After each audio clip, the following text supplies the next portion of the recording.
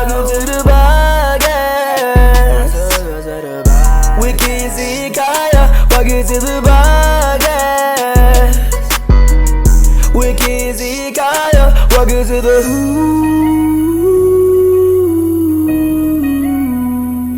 Welcome to the podcast. Welcome to the podcast. With Kenzie and Kaya. With Kenzie and Kaya.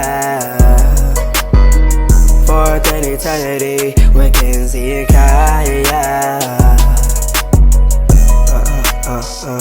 With Kenzie and Kaya. Fourth and eternity. With Kenzie and Kaya. Welcome to the podcast.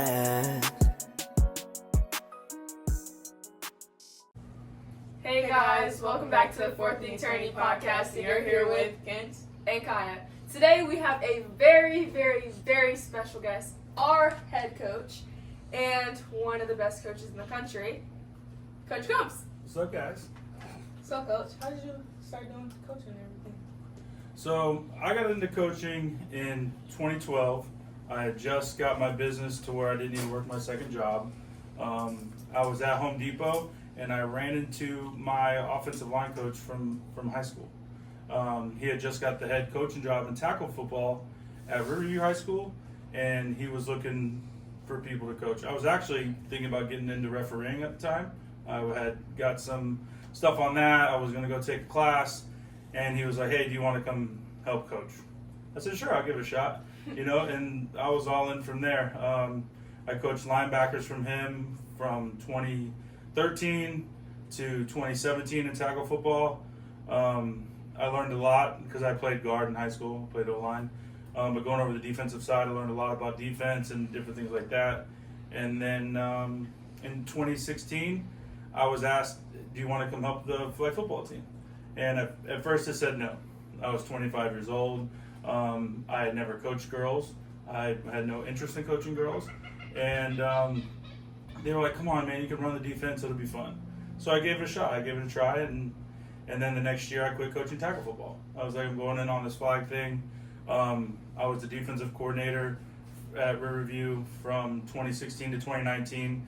That was a program that had won 5 games in 5 years or something like that. They weren't doing very well, and we turned that program around where we were number 1 in the state in 2019, and we lost a close game to Alonzo in the regional championship in 2019.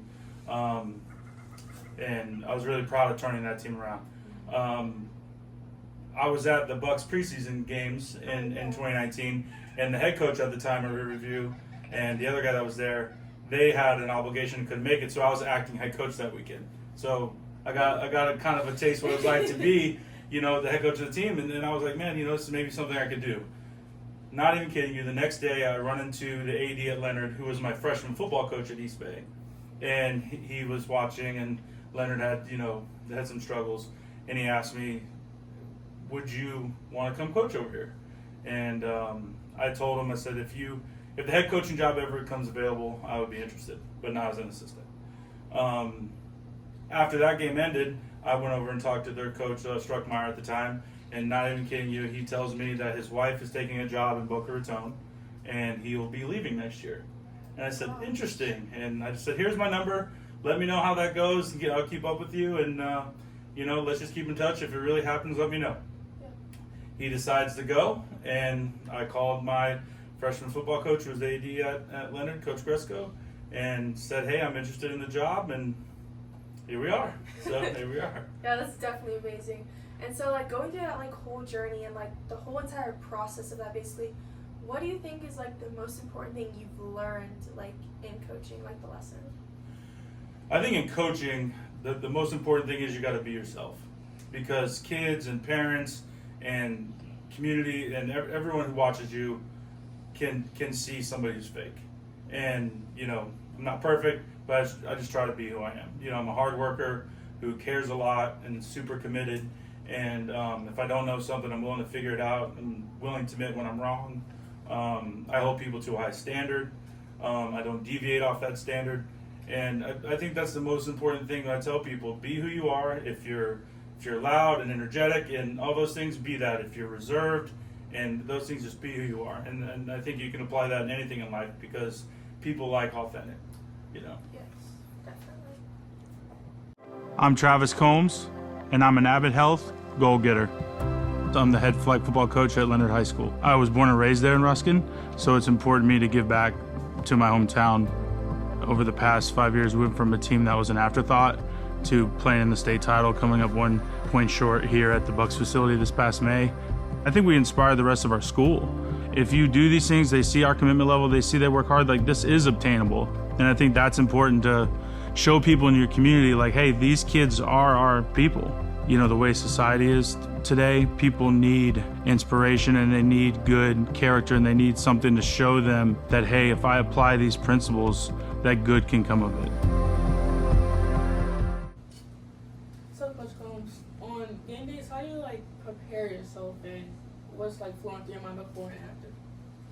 So specifically on game day? On game day. So on game day, I just try to stick to a normal day. The preparation of preparing for an opponent has happened. That the morning of, if there's any last minute things I want to look at on film, I'll do. But I just try to clear my mind and trust that the work that I have done up to that point, and don't overthink it. Just clear-minded, go in there, make sure everything's on point. Make sure you guys do your morning meetup.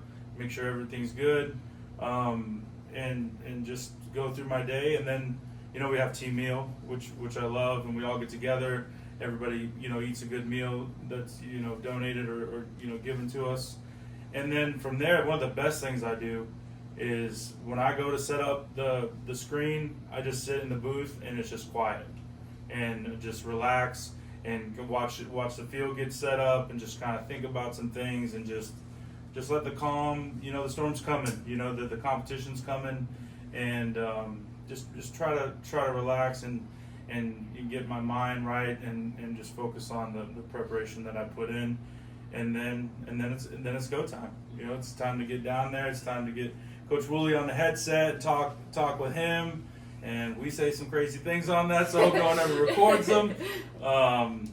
But that's when the fun started, and then during the national anthem, just kind of again get back to that clear mind, breathe, calm, and enjoy the moment, because all those games are super special, and the group is only going to be together so long, and just try to be present as much as possible, and then just go out there and execute, and offensively carve them up, and defensively get stops and turnovers, and make more plays than the other team.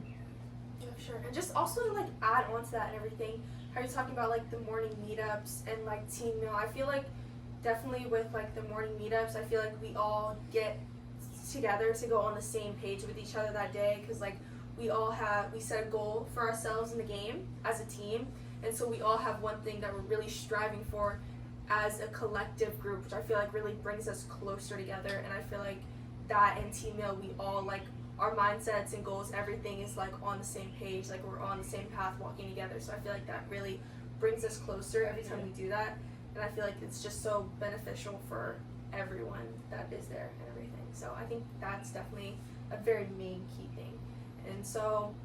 And then also too, the mindset of a coach can be different from when you're playing out there on the field.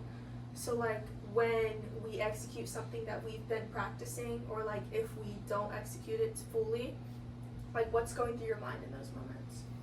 When you're playing really, really good teams, so if you're playing like Alonzo, which we've had some, issues with Alonzo, but they're very good coaches, they're very, very good. So when we go out there and do something that we've planned and prepared for, it's fun. It's fun because we're playing chess out there. We're trying to make a counter to what they've done.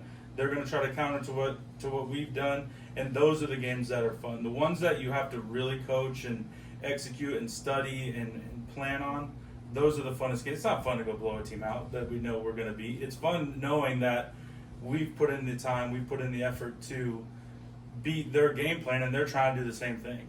Yeah. So to me, that's the funnest part, is when you guys go out there and execute the game plan that we put in that actually worked.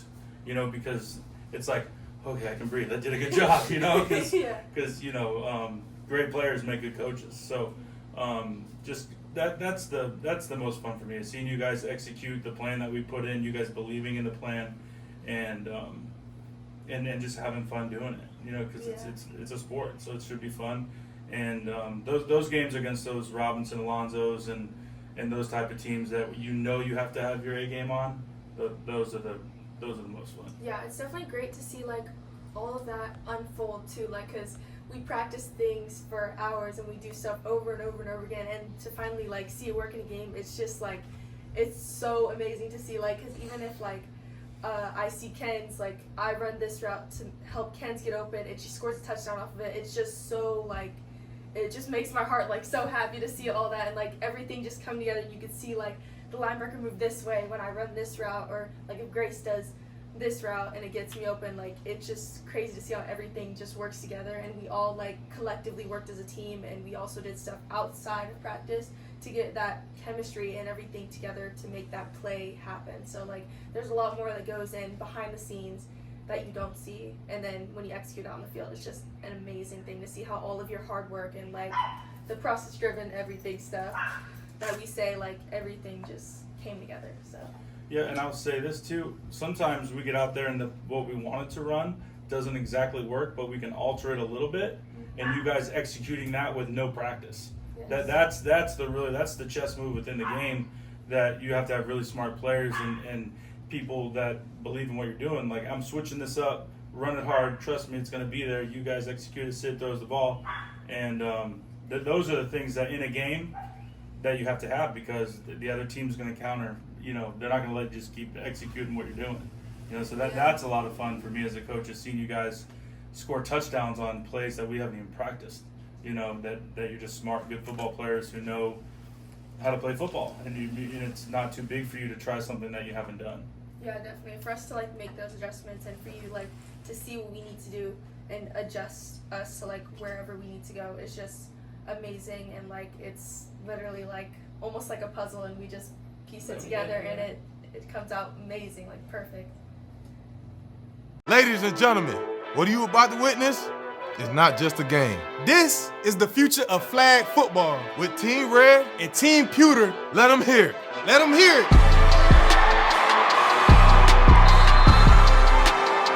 Led by the 2024 Coach of the Year and powered by the players from the 2A State Runner-Up team. Say what's up to Team Pewter.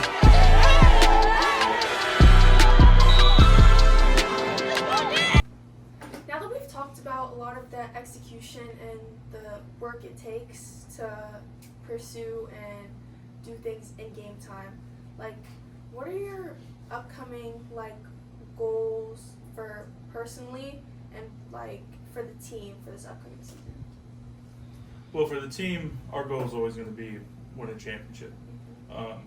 We're working on that now, you know, with our off-season program with the Stampede. We're practicing playing. We've played in a lot of tournaments already. We've had a lot of success. We have our young group that's doing really well, and the young group, believe it or not, they're practicing, preparing. So when they get there, they have the experience to continue chasing after those state titles. You know, but first we got to win, you know, the district, and then get into the regionals and do all that. So there's steps along the way, but our ultimate goal always will be, you know, to win championships. And then, you know, the main goal, the reason for coaching, is to, you know, build young women to be leaders in our community and be mentally tough on stuff that they can use for their life forever. You know, that's stuff that, you know, I learned when I played football. That's more important to me than any ring or anything like that. That when the girls graduate and they become moms and wives and all that stuff, they look back and say, I'm a better person because I played for Coach Combs in minor flag football. Some personal goals for me, I'm finishing my degree. I'm at St. Pete College, taking a few classes there. It's a lot. School's a lot, especially, you know, not really interested in the degree, but, you know, it's what I chose, so I just got to finish it up, which maybe down the road one day I'll coach in college and need a 4-year degree. That's a ways away, but, you know, that's what I'm working towards on that. I'll also go to church more. I've decided if I don't have a tournament to go to that I'm going to go. Been the last 3 or 4 Sundays, so I'm proud of that. And the constant battle, lose some pounds, lose some weight every now and then would be good. So try and get my steps while I'm at school, walking, staying off the golf cart only on Fridays. So those things there, mindful of those things, and that's what I'm just trying to do. Yeah, for sure. So, Coach, you being a coach, but also a person that has to, get your degree and everything, what, inspires you to keep going? And then being a coach, what is, inspiring you to keep on pushing everything? Well, as a coach, I'm coaching for you guys. You guys are really inspiring me to keep working, because within our program, when I first started at Leonard, I came to Leonard by myself, and I didn't know where that was going to lead. And through that, I met Coach Roberts, and then Coach Woolley came over, and then I hired Coach Brush, and then we have Coach LaCursi now. And now where I'm at, from where I started at, it's almost like a cheat code, because I have everything I want. I have a staff, I have great players, I have parents who believe in what we're doing, and literally anything I ask, they do. The administration believes in everything what we do. The community, and we've been on national TV, and things like that. So, to me now, after these last, this is going in year 7 for me at Leonard, it's fun. It's fun for me. I get to, run the team how I like. I get to lead it how I like, and that's what's really inspiring. Seeing all these people that love a team that nobody even thought of 7 years ago, and that's been through not just my hard work, but people believing in my cause and what I'm doing and wanting to be a part of it, and then adding to that. So that's what's really inspiring me as a coach to. Yeah, that's awesome.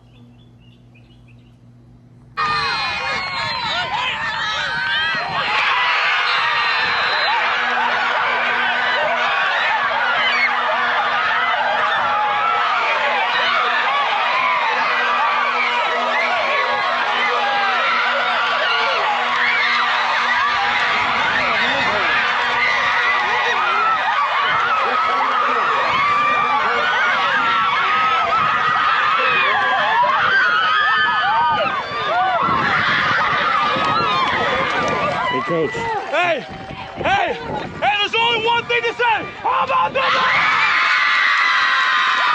Hands up! Right!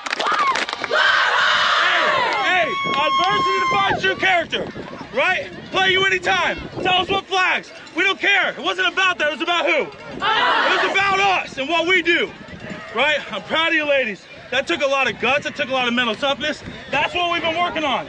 All those days we talk about, God dang, you guys can make me do it again. That's what we've been working on. You guys understand that? Yeah. All that commitment, all that effort, delayed gratification, all that time where everybody said we're working too hard. They don't know how it feels. They don't know. Hey, we're gonna break it down here real quick. Then we're gonna party tonight. But listen to me here. Enjoy it. Enjoy the ride. Don't worry about Friday. Enjoy the ride tonight, because listen, I've been there where I was rushing to the next thing. Be where your feet are. The greatest gift in the world is the present. I love you guys. I love this team so much. I love this team so much, man. I love working with y'all, man. I love you guys. You guys are so freaking. So now, just going off of what we previously talked about, who do you think has been the most influential person just in your life, and also maybe a coach that you have looked up to while your coaching experiences and journey and everything? So for the coaching side of it, my coaches in high school were very influential on me, just as a man and as a person, and I got to coach for my coaches. I remember Coach LaRosa. I'm going into, this is after our junior season. We're in weights, and he calls me over and he asked me, "Hey, why aren't you the captain of the team?" And I never thought of myself like that. You know what I mean? And I was like, I don't know. He goes, "Well, you're here every day. You work hard. You inspire your teammates and stuff like that." And I was just like, I don't know. And he's like, "Well, if I get a vote, I'll vote for you, but I'm new here, so I probably won't." So I just thought nothing of it, I was named captain that spring. And, that when coaches speak to people and kids who look up to them, that one thing can change your whole direction, your trajectory. You know, that he saw something in me that I didn't see in myself. And I will never forget that. Now we work together because he's our BSN rep, so I talk to him all the time, and I see him every other Monday, which is really cool. But, you know, that meant a lot to me. And then, you know, my head coach and my offensive line coach, they're both named Coach Thornton, you know, they were tough on me. You know, they pushed me, and I'm good friends with them still. So, you know, my coaches in high school, you know, helped me, you know, I lost my brother my freshman year. And not so much of the, you know, the love, like, hey, we're going to love you or whatever, but kept an eye on me if they needed to straighten me out. You know what I mean? They were that, you know, the tough love type that you needed. You needed that guidance. And, you know, as a young man who goes through, you know, something like that, I think what was, you know, that's the whole reason I coach now. And, you know, my grandfather, I worked with him in middle school and high school.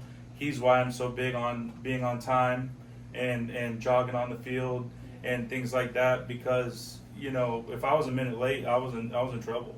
I got fired when I was 12 for showing up late, and I was getting driven to work by somebody else. So it's a true story. He fired me, and you know, he just taught me, like, you know, it shows that you care. You know, if you're standing around waiting for something to do, show initiative, things like that, I think are big life lessons. And, you know, and that's what inspired me to work for myself. He worked for himself, and you know, stuff like that. And, you know, another personal one would be my mom. You know, she, you know, losing a son. Like, as I get closer to the age that we lost my brother PJ, I'm more sympathetic to that. And, you know, she struggled with some personal stuff, and we didn't see eye to eye for a long time, but we've never been closer than we are now. And I'm proud of that. I'm proud of her. And, you know, I tell her every day, just climb the mountain. That's her version of process driven. And she's told me, like, this past year, just keep climbing the mountain, which is one of the coolest things ever, that she's using what I helped her with to get over that, which, you know, it's big. You know, she's doing it, and, you know, I'm proud of her for that. On the coaching level, somebody who inspires me how my coaching style is Bruce Arians. In 2015, I watched that, it's like the Hard Knocks of the whole season when he was with the Cardinals. And he's a coach him hard, hug him later kind of guy. And I feel like I have some of that style. And win or lose, they have fun after the game, they appreciate it, and they're in the moment. And I think that's what you have to have when you're a coach. You can coach hard, you can hold people to a standard, but they also know you can have fun. You also know it's somebody they can come to if they have something personal. And, you know what I mean? Like, I'm coaching your football, I'll be tough and loud on you. But if I got to coach you as a person, I'll pull you aside and have a conversation with you. And the stuff that I give you, I feel like you guys know it's coming from a place that I care about you. So you listen. And, those people, that group really helped mold me into what I'm trying to be every day as a man and as a coach and as a friend, as a son, and those type of things. Yeah, and then also, like, to just go off of what you said at the beginning, in, like, your junior year with, like, your coach that you had, when he was, like, when you said he saw things that, like, you didn't see in yourself. And I really feel like that you took that, like, so much, because when I first started, I think I was maybe in the 8th grade of the off season, I kept, like, dropping this out route or something, and you just kept talking to me. You're like, it's okay, you got the next one, you got the next one. I dropped it, I don't know, maybe like 3 or 4 times and everything, and you just kept throwing me the ball. And, like, I feel like that really helped me realize that, like, you were confident in, like, everyone, but you were, like, confident in me. And I feel like that helped me gain more confidence in that way, because I was like you believe in me, like, he believes that I can do this, so I can believe in myself because you believed in me. So I feel like that really played such a big role. And I remember that to this day. I remember the same moment. I remember me on the field in slot, and I was just like, I was so, like, getting so down on myself, and you told me, you're like, you got this, like, I believe in you, and I'm gonna keep throwing you the ball until you catch it. And I finally caught it, and I felt, like, so good about myself, and I was just like, thank you, like, because that just, I don't know, it just made me feel so good, and it, like, made me have this confidence. And it was like you believe in me so much that even when I kept dropping the ball, you kept throwing it to me. So I felt like that really seeing that and knowing that, like, that was amazing. So, Coach, piggybacking off of the life lessons, what's like goals in a program like that you have moving forward? So for our program going forward, one thing I've seen in the off season has been a big growth of middle school kids wanting to be a part of the Stampede. Our Stampede is to get our high school team ready for the season. You know, we had 52 girls out there the other day. There's so many people. So me and Coach Mims at Warner University, we had all these other kids that wanted to be a part of our program because maybe they're not in high school yet or they're from somewhere else. We decided to start a club team that was for anyone besides Leonard kids. So we made the American Dream Team. We currently have 11 players from 5th grade to 8th grade. They're coming out twice a week. We're playing in tournaments against the high school kids. They're loving it. They're learning all the stuff, and we're telling them we're training them for the moment that they're trying out for a team that they could possibly get cut on. And some of them are 4 years away from that. Some of them are 1 year away from that. But we're telling they're in their own process of one day that moment's going to be there. And we want them to be the best trained kids so that when they step out on that tryout, they have confidence. They don't have anxiety. They're just going to go out there and execute and kick butt, whether they're at Leonard or Riverview or Tampa Bay Tech, wherever they're at. That they had training with us, and we want to grow that thing as big as possible. I want to grow that. We have a goal of we're trying to keep it like 12 kids per team, so almost to our first team. I can't believe that we're almost to our full roster on that. But our goal is by Christmas to have 2 teams. Have then we'll branch off American Dream Red and American Dream Blue. And hopefully going into next summer, we get to 4 teams, and we just continue to grow it. And it's exciting to see a 5th grader out there sack a high school girl. It'd just be so excited.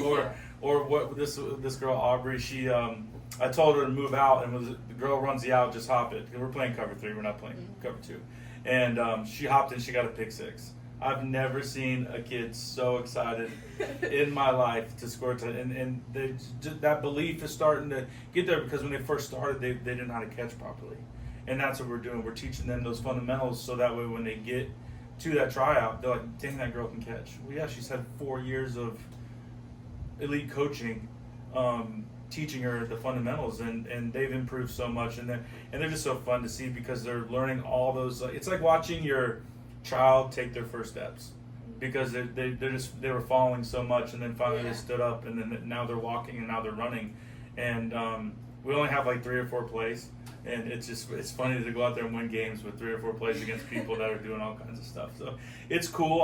I enjoy it, and hopefully we can get it to continue to grow, and people want to be a part of it. Yeah, and I think definitely too, like having 5th through 8th graders play like girls that are in high school is just amazing, and for them to I feel like it builds confidence in them while also building a mindset of them not having a fear of anybody. So even though you could be shorter than this person and they're super tall, they won't be scared of anything. They'll go out there and they'll be like, we're just gonna play our game and we're gonna do everything to the best of our abilities, and that's how it's gonna play out. And so I feel like them having that is building their tolerance for everything in life also, well, in football too, them just not being afraid to do anything because of a competition or just things in your everyday life, not being scared to go up and tell the teacher that you want to present your project in front of the class and everything. I feel like that also brings so much, that's not just in football but just to your everyday life that they can use forever. Yeah, they're gaining that experience going against older kids. So by the time they get to being the older kids, it's going to be second nature to them. Yeah. And they've got a lot of spunk. We make them talk to each other, and they're to that age where it's not too cool to be too cool yet. Yeah. So they definitely have a lot of character, and they all want to. How nobody wants to break it down. They all want to break it. They're doing rock paper scissors to break it down. So it's definitely something that, again, that Coach Mims and I have talked about over the past probably 2 or 3 years, and we didn't act, and then this year there was just such an overwhelming. We're like, well, if we don't do it, somebody else is, Yeah. and we want to still make sure that flag is not going to go down a path of flag. Still, it's in a healthy spot. Yeah. You know, and the programs are in a healthy spot. And I think that, you know, if the right people do the right thing and they're there for the right reason, it's really cool. And we want to see it grow. And you know, one day it'd be like, man, that's the biggest club in Florida. Yeah. And it was all because we decided to act on it and keep the sport at just where it's supposed to be. You know what I mean? In a good spot. So then maybe one day you guys can coach the team. That'd be cool. Amazing. And then also too, like, how did you even come up with like the name for that team? Like, what like made you choose that? So Coach Mims came up with the name. So originally we were going to be the Plague Doctors, and we were and because we were coming to destroy everybody. That was kind of thing. Yeah. And then when we had fifth graders out there, I was like, dude, we got to change this. So Coach Mims was kind of against changing the name, and I told him, I was like, dude, we got to do something different. Like, we just got to do something different. And so he goes, okay. He goes, but I'm only changing it to this. And I'm like, he's like, you have to agree if we're changing it to only. And I didn't know what it was. Yeah. So I just said, okay, whatever, let's roll with it. And so there's an old WWF wrestler named Dusty Rhodes. He was the American Dream. And so he put in the AI thing or whatever, ChatGPT or whatever, what he wanted. And it spat out that logo that we have, and it's red, white, and blue. And it kind of like the American dream of flag football is to make your, obviously improve as a player, and that's what they're there to do, but to eventually make their high school team and possibly get a scholarship. So we're supplying the American dream of flag football in a way that nobody else did. So that's kind of my spin on it. I know Coach Mims, it's all Dusty Rhodes. But I love that it's red, white, and blue. I love that the colors are fun to work with, you know, and the logo's cool. It's like a flag football player. She like a short skirt, looking like a shorts, but like a skirt looking thing, and she's throwing a ball. And so the kids love it, and I love it. So I think it's really cool. Yeah, and like sometimes like when you go to their games stuff, like you can see like they have almost, I don't want to say like decorations, but like things that they have like that are like American. Yeah. So it's like it's cool like to see they like have, yeah. they really do, like they have like a blue headband with like these like red, white, and blue like lined socks with the like American flag on it. Like it's actually like I love how like creative they are. And like I actually saw this one mom, she had like a literal American flag like waving in the air. It was so amazing to see, and just like how excited they all get. It's just an amazing group and everything.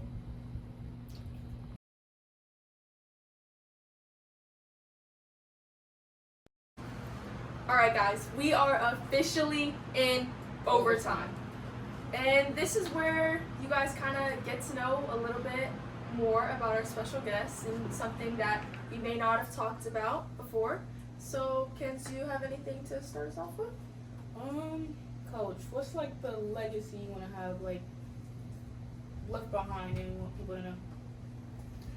So I think my legacy, you know, will be, you were going to find out about it 30 years down the road with each kid. So I think how they turn out to be as people and how they impact their communities and how being a part of our team and being around me and my staff and being around our culture, I think that to me will be the biggest legacy. If people look back and say that they had a good time, they had fun, that flag football was important to them, they learned how to be good people, you know, and things like that off the field. Now on the field, I would want, you know, my legacy to be that, you know, we won championships, we worked hard, the winningest coach in Leonard history by a few miles, hopefully. I'm coming up on 100 wins, which is cool.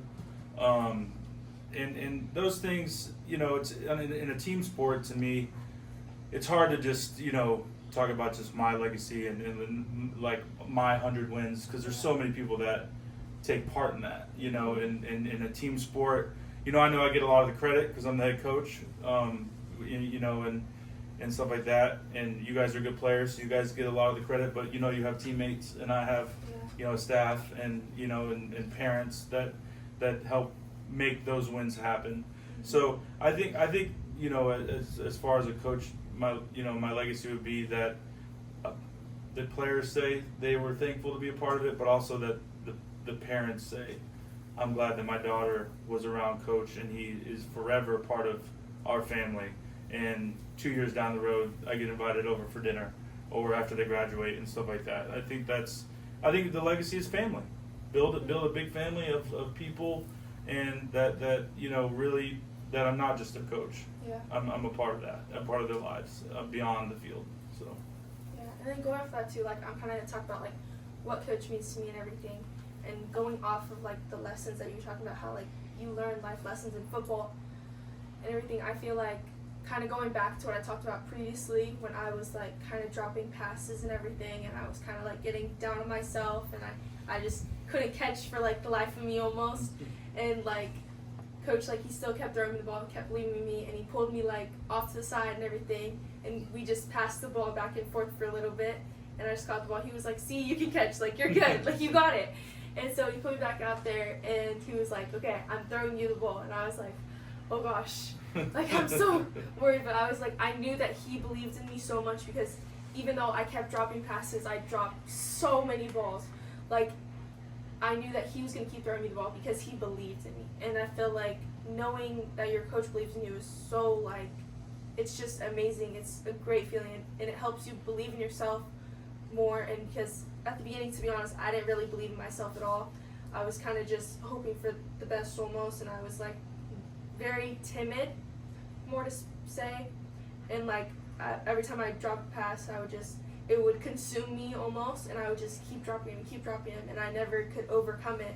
And so like that day when like Coach pulled me aside and everything, and he told me he believed in me, I felt like that just, it like opened a whole door for everything, because I was just like somebody, like he believes in me so much that he's gonna keep throwing me the ball, even though I dropped it the other times that he threw me the ball, and he just kept persistent with that. And like he threw me the ball in that one play, and I caught it, and the feeling of that was so amazing, because I was like, I caught that ball because I knew that Coach believed that I could do that. And I feel like knowing that, like going forward today, like you'll see me, and I usually don't drop any passes, but like in the beginning you would have never thought I would have been where I am today, because I dropped a lot of passes, and it was that time period of me overcoming that, and as we say, process driven, keeping persistent in that process, because there's going to be steps along the way. It's going to be hard to overcome things, but I feel like with this program and everything, like just staying to that process and like keeping that like process driven and everything, I feel like that has helped me become to where I am today. And that's just basically pretty much. The process is messy at times. It is. It can Process be. is definitely messy. It's at hard times. sometimes, and it's challenging at times, and that's when you have to overcome it to be where you are in the future, or like how I said I am today. So if you're out there too, like you drop passes, like it's gonna happen. Like you just have to keep believing in yourself and have confidence in yourself that you're gonna catch the next one, and you have to kind of move on from it and just be like next play mentality. You can't change what's happened in the past, but you can change what's going to happen and what's gonna happen in the future. So just sticking with that and being persistent in that, and also like of course having a coach like you believing in like your players plays such a big role, and it's just so it's amazing for the team. It creates such a great setting to be playing in. So yeah. Speaking of like challenges to overcome in a way, I remember there was a game against Riverview. I did not catch a pass at all. Didn't catch one, but Coach kept on telling me, it's okay, kid, you're good. You know, things happen. And then was it a district game or regional? It's a regional game. Regional game, came down to 4th down. I caught the pass to, keep the drive going.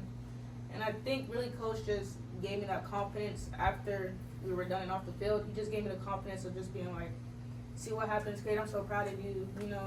even when bad days come, you already have like a good coach behind you that's telling you, you know, keep doing what you're doing. He sees the work you're putting in, and then I don't know, he just puts you in a great mood. He's just there. He's just like I don't know how to say it. Like he just pushes you. Like you may think he's harsh on you on days, but in reality, you see the work he's pushing you to do, and you see like the outcome of what he's like pushing you to do.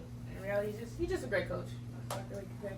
Yeah, and like definitely because like that was like 4th and 10 or something, I think. Had to have it. Yeah, like that was a really big play made by you and everything, and a great play call by coach. And like just having like those moments and everything, and like never stop putting in the work and putting in the effort, because even sometimes when you think coach isn't looking at you, you caught this great pass and warm-ups or this one-hand catch, and you look over and coach wasn't looking, like that doesn't mean that he doesn't see the work you're putting in. He didn't see it doesn't mean he didn't see like that catch you made, because maybe he turned around and when you went over to look. So like just keep putting in the work, and like your hard work will pay off. Like just keep working, because eventually a coach will see that, and if they're not seeing it at that moment, they will in the future. So like never stop working, and just like keep persistent in everything you do. So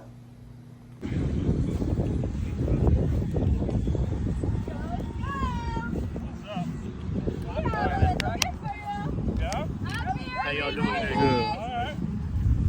Oh boy. What are these? Woo! Woo! Oh, this. That means prime time? Stand right. Damn.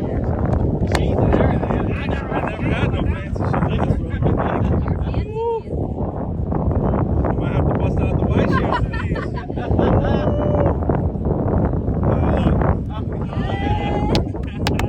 Look good?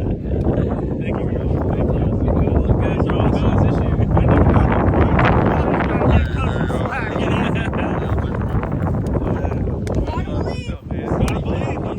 Gotta believe. So, Coach, now we know a whole bunch about you. Can you let people know where like they can find you at? You can find me on Twitter, Instagram, Facebook, at my personal ones, Coach Combs 66. If you want to see what these amazing ladies are doing, Longhorns Flag FB. That's on all of them, all the social media page. If you want to check out the American Dream that we talked about, that's also Facebook, Twitter, Instagram at American Dream. And Stampede Flag FB. And yeah, that's where you can find yeah, it. definitely you guys should go check that out and everything. And thank you for watching the Fourth Knee Turning podcast with Kens. and Kaya and our special guest today, Coach Combs. So that'll be it. Let's dab it out. Mackenzie Gaia, fourth in eternity. Mackenzie Gaia, welcome to the podcast.